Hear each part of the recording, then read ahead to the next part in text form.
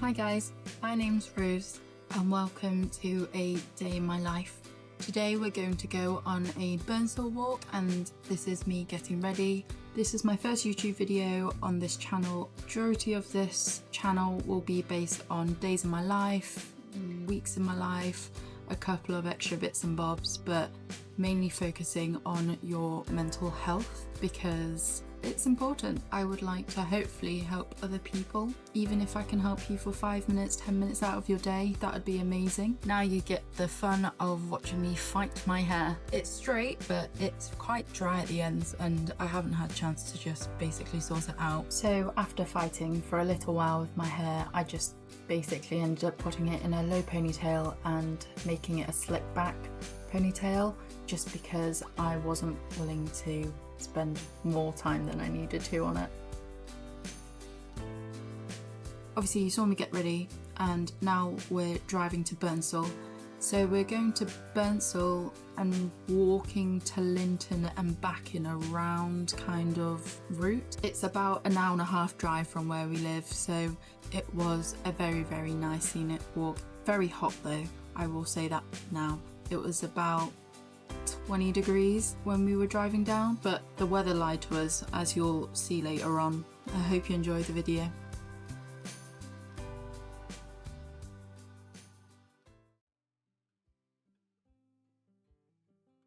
So, if you know me, I actually really hate running. I cannot think of anything worse than running, but something I do love is actually walking and hiking. Don't know why, it's just something that I seem to really enjoy. I find that with my mental health, it's kind of like a double whammy, but I find that walking outside in nature really helps my mental health because I don't know about you guys, but I have a trillion thoughts in my mind constantly flying around every minute. It's very stressful and very overwhelming quite quick, but when I go on a walk, my head, don't get me wrong, there's still loads of thoughts going on in there, but it's a lot better and more manageable because way back when I used to get CBT, which is cognitive behavioral therapy sessions, there was a couple of techniques to help manage my anxiety. And one of the things is called the five senses, where you describe something you see, you describe something you can hear, describe something you can taste, something you can smell, and something you can feel. And you go through each of the senses and it really helps slow down your thoughts because you're focusing on a very specific thing. And it really helps you go back to the basics of being in the moment instead of thinking, oh, next week I've got this appointment, next week I have to do this and I have to see this person. And you know, your calendar gets filled up very quickly, life gets in the way. But when you go on a walk and you do these little exercises, it really just helps you think, actually, these things can wait because we're not at next week yet. Another thing that I was taught is box breathing.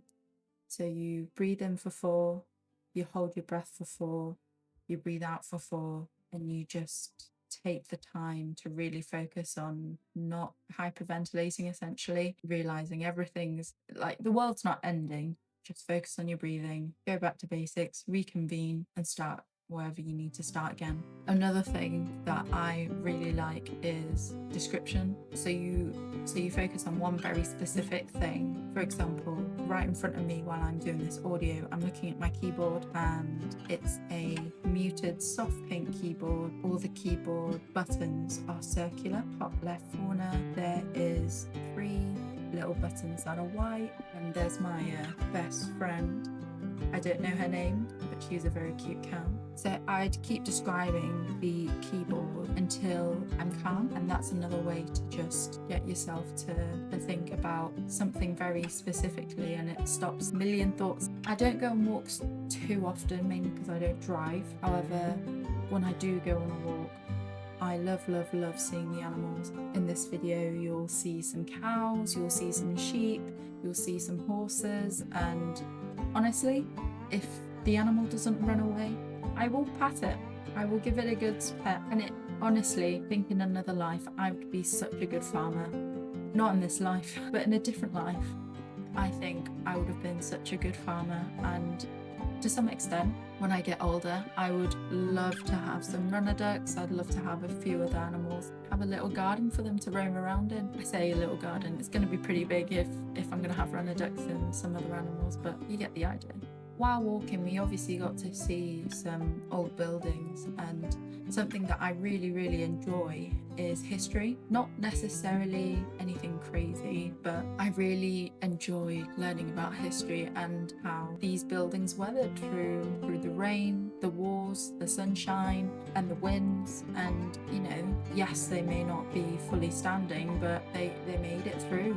Even though you're going through a tough time, through the rain and the storms, you're still standing, and then you get to see the sunshine, you get to feel the warmth on your skin, you get to see the happier days, and the resilience you need to do for that is actually so big. It can be overwhelming, and that is the whole point of this walk.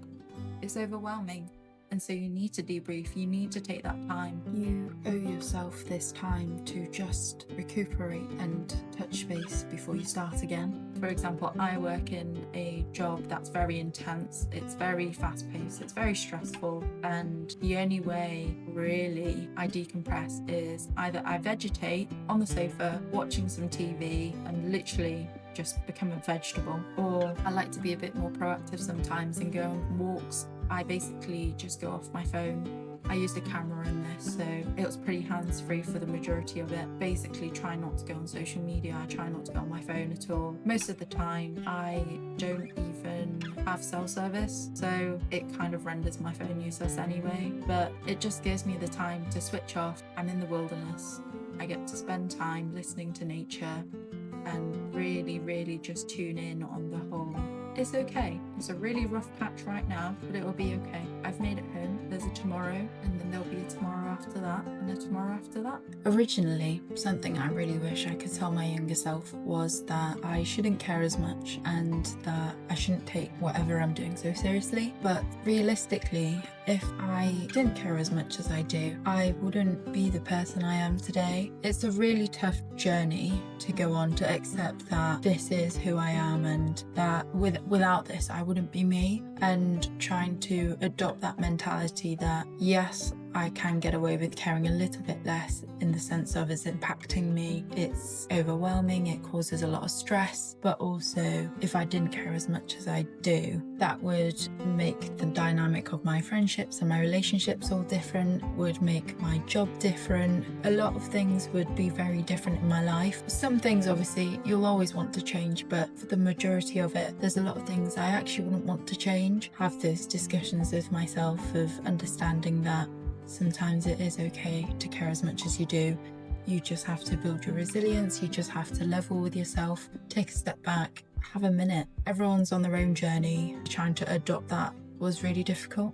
A good description, I guess, is you're walking in a field and you have to go over the wall, but then you go into the next field and there's another wall, and they're essentially just hurdles. And that's how I feel about life. It's just a massive plot of land with a lot of fields and a lot of walls that you just have to keep climbing over to get to the other side. And that means through the journey you get to see all the different animals, you get to see the grass, you get to see the different layout of the land, feel the environment around you. Take the time to enjoy the journey. We'll get to the destination at some point. Until we get there, the journey's all we've got.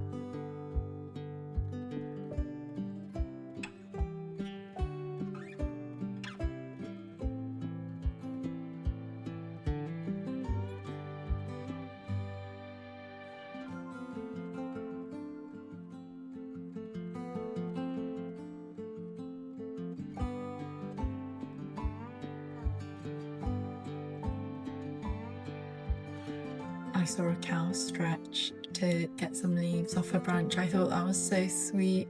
And then I saw a horse with a little coat on, and it makes my heart so warm seeing animals.